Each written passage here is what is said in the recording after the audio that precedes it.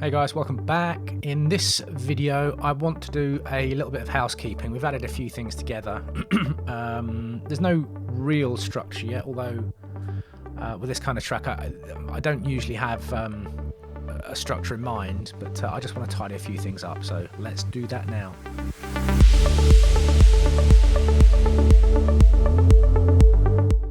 So like I was saying, I with this kind of track I almost never have any kind of structure committed to any kind of and I don't have any plans, is what I'm trying to say.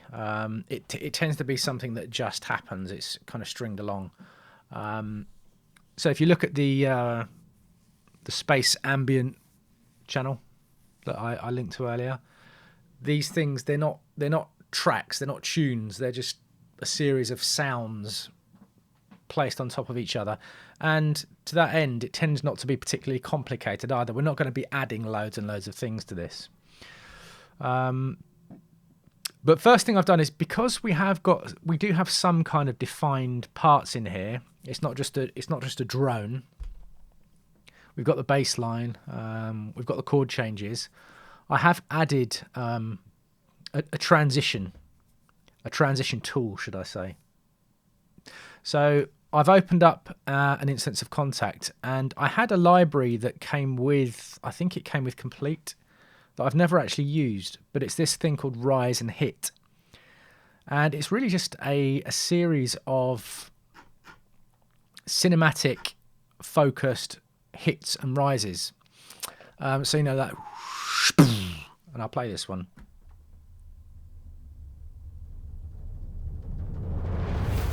So that's the one I've chosen. They've got loads and loads of different presets for this. What's this one called? Big Drums 2, in case I lose it. So there's hybrid sounds, orchestral sounds, swooshes, synth, subs, that kind of thing. But in this case, I thought, well, we've already kind of gone down the cinematic road, so let's go down it a bit further. And I've put a utility on it just for volume control. So as we go between these two parts, just have a listen to how that sounds.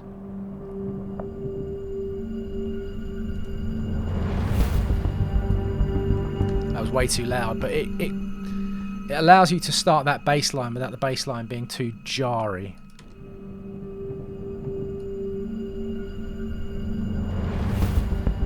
And it does sound suitably cinematic.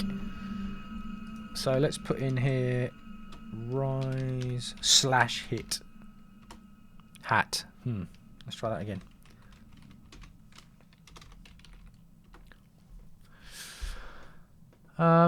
Okay, something else I want to do is this bass line and this string ensemble. They're both pumping out bass.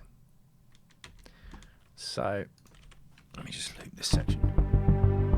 I'm just going to put my headphones on for this.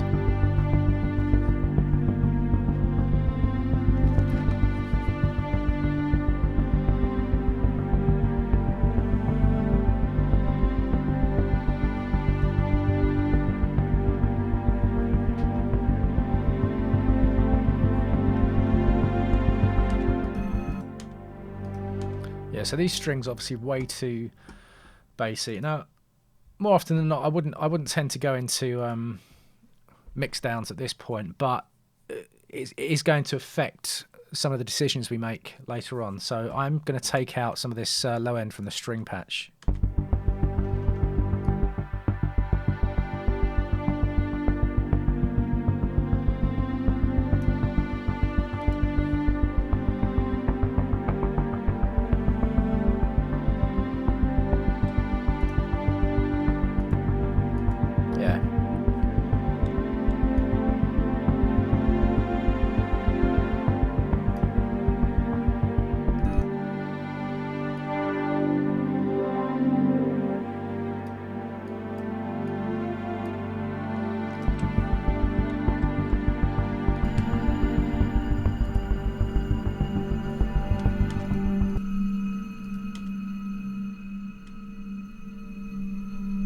Same with this textures pack. There's a load of low end in this, which we just don't want.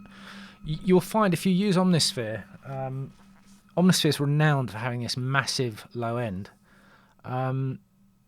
And sometimes it can get a bit woofy. Sometimes it can sound quite woolly. So I'm not sure if they're doing anything in the processing of Omnisphere to kind of enhance that low end, but it's almost hardware levels at some point. Yeah, look.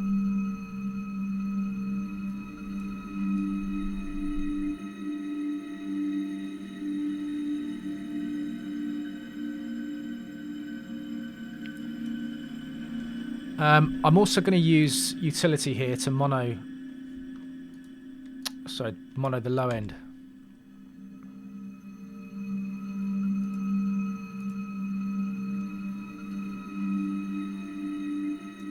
Just as an added security measure for that. I'll probably do the same on the strings, actually.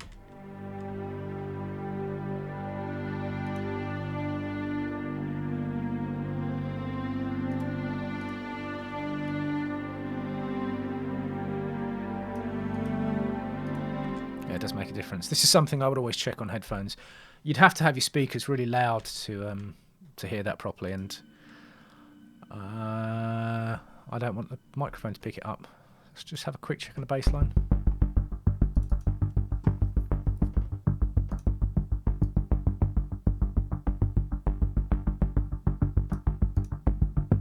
Yeah, I'm going to bass mono that as well, just because. And let's have a look at this first texture as well.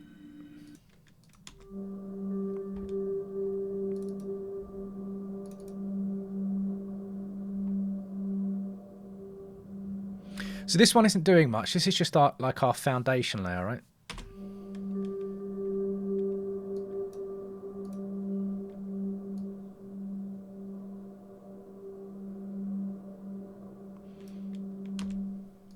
Okay, so let's just play them all together and see what happens.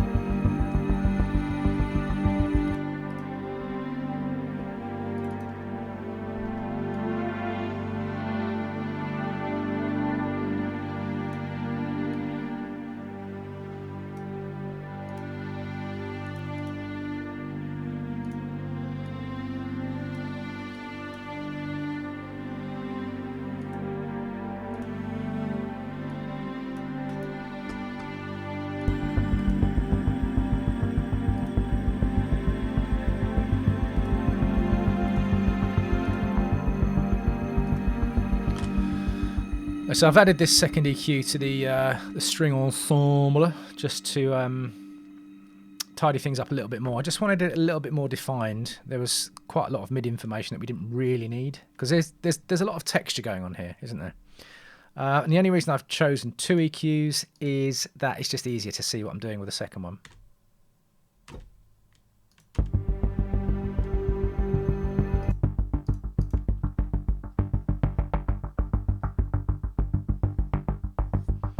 Just want to have a quick look at this bassline patch.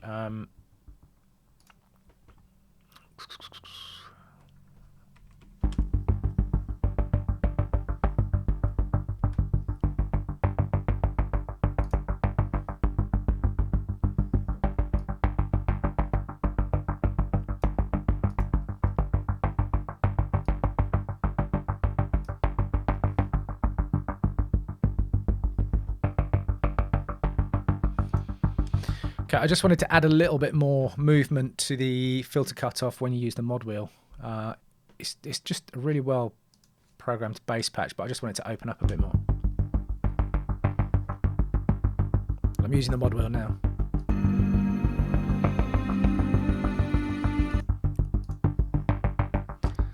So I'm just going to put a compressor on that to kind of keep that mod wheel opening up in check.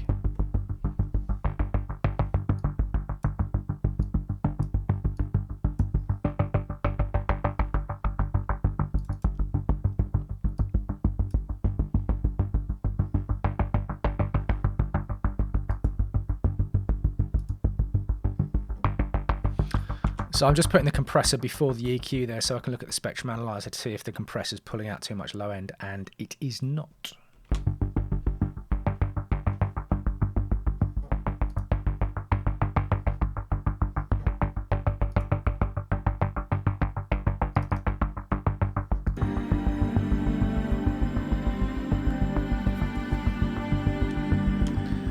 So let's just check the volume of the hit, the rise and hit, in the context of everything else we've done now.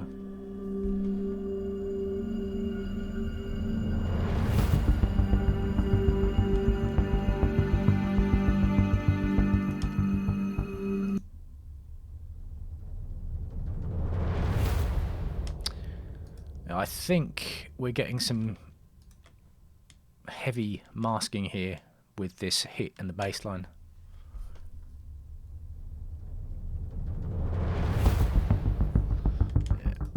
Probably don't need too much bass in this.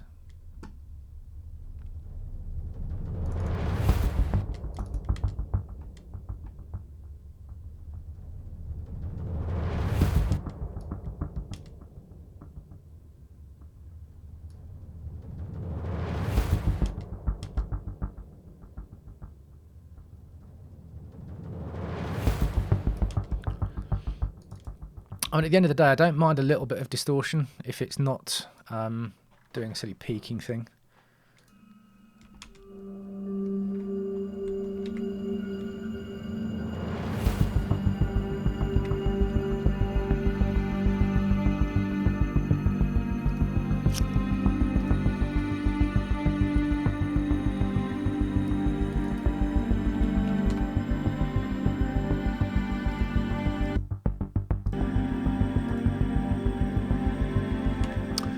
You may have noticed as well I've turned off the police radio chatter and the thunderstorm, because that's really probably just going to be used at the beginning as a scene setter, a mood setter.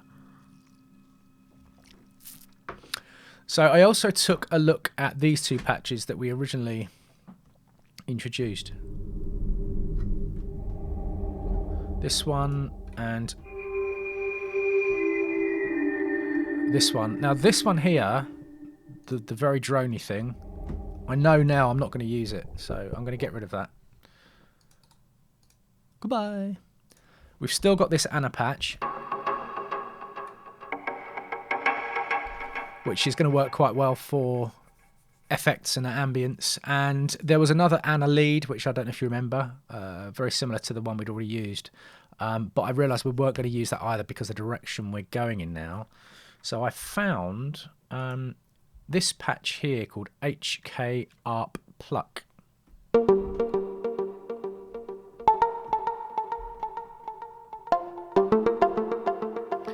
And what I was thinking was we could do something like it's way too loud. Hello. I keep bumping my mouse on my keyboard. Do something like this. I've set it on the wrong channel, haven't I? Oh, it's the wrong colour now. OCD. Do that again. It's better.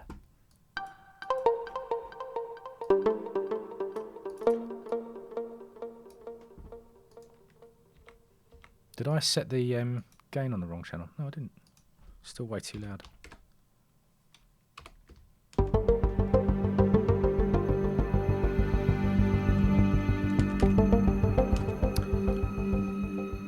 Something like this, but we're going to set the length of the MIDI note to suit what we want to hear.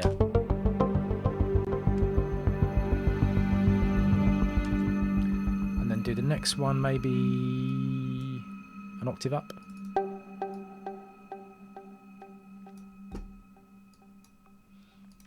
What I'm also going to do is switch off the Anna reverb because it's quite specific, this reverb.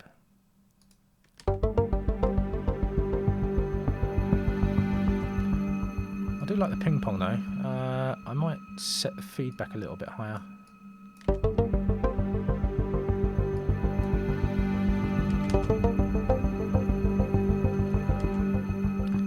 Drop the cut off a bit.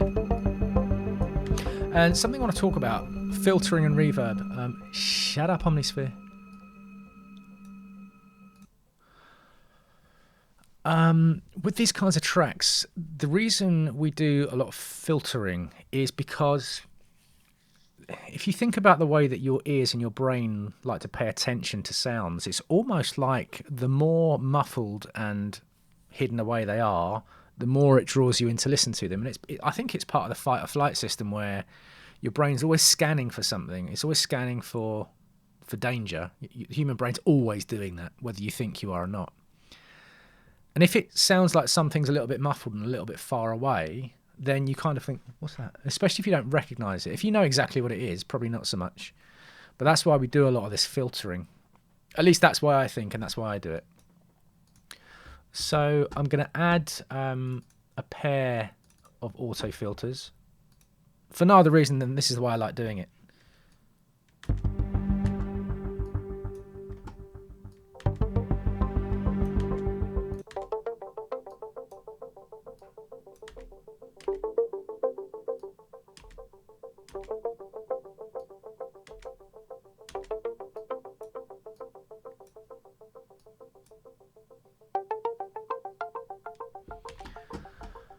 And then we'll go for Black Owl. Where is it? Down here. I'll put it in there.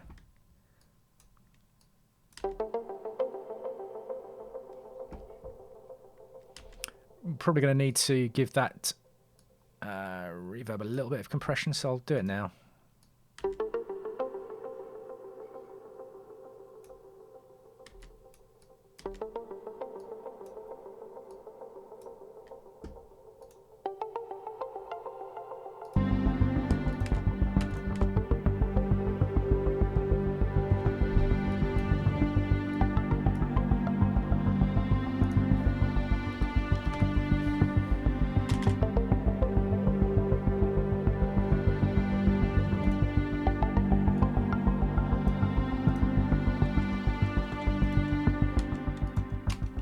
Just leave that section.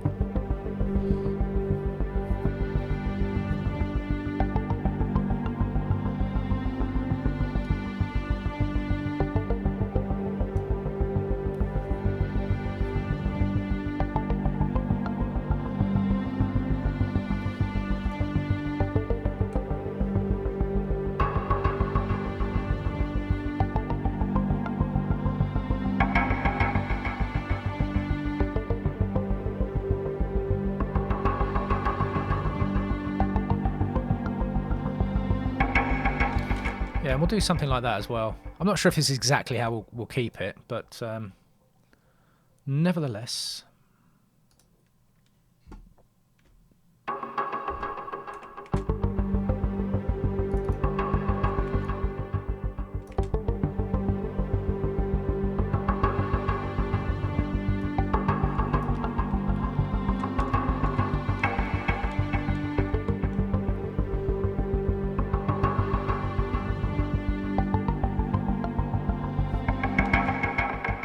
How did that get there?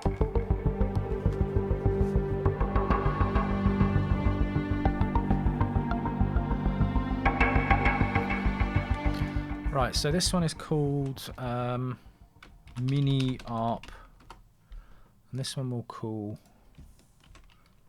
Delayed FX. Try again. Alright, so we need to do something similar with this one, which is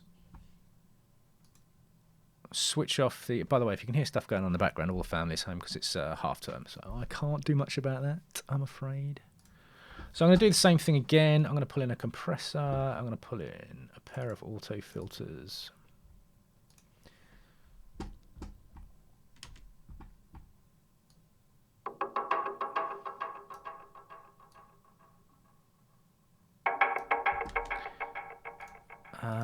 This one, I don't know if this is velocity sensitive.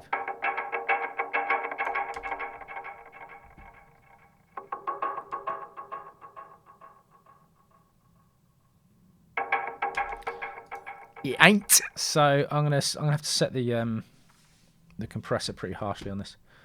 It's just a lazy way of doing it. So I'm gonna do Black Owl right down here, and this is going to be fairly wet.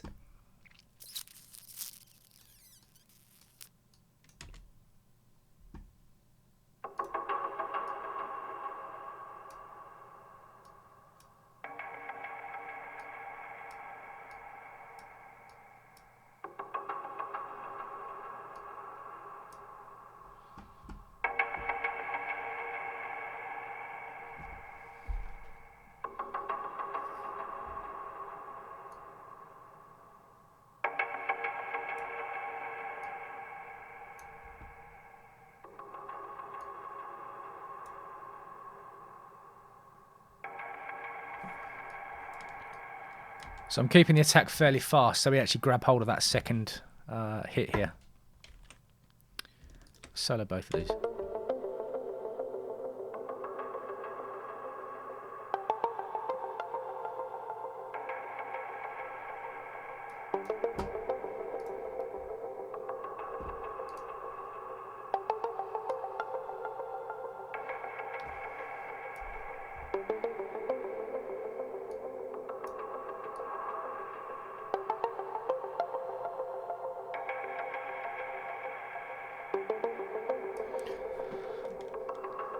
So just EQing in some top end on the delayed effects, and we'll EQ, I think there's something around here that I don't like in this one.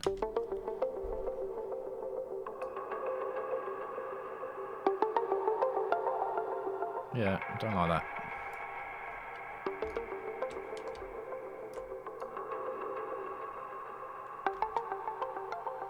I'm not going to go nuts with EQ on this. It's these kinds of tracks, because there's no kick and bass, you don't need to go nuts with it. It's not a massively technical exercise putting this stuff together. So let's listen to it all together.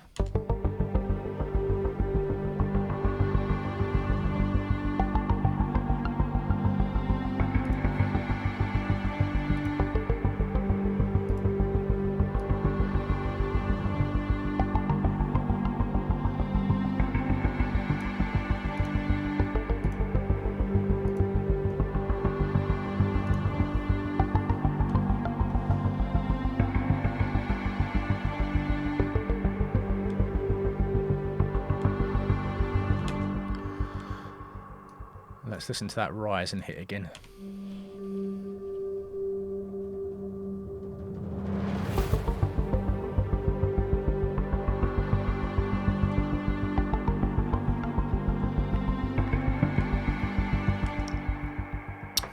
Yeah, quite happy with that so far. So we've got, let me just bring some Omnisphere patch down because we're not using that one yet. Everything here is actually doing something now. Yeah, so I'm going to leave it there for now. So the next thing I'm going to do is have a think about the actual layout and how we're going to introduce these things one at a time. This is not a progressive house track. We don't need to specifically bring these things in one at a time. But I'm just going to have a listen to it a few times just to see where it flows, and then possibly add a few more little bits and pieces. We need to get the organic in, which is going to be some kind of realistic instrument. Just because everything's quite regimented at the moment. So yeah, that's what we'll do next, I think. But I'll see you there. Cheers.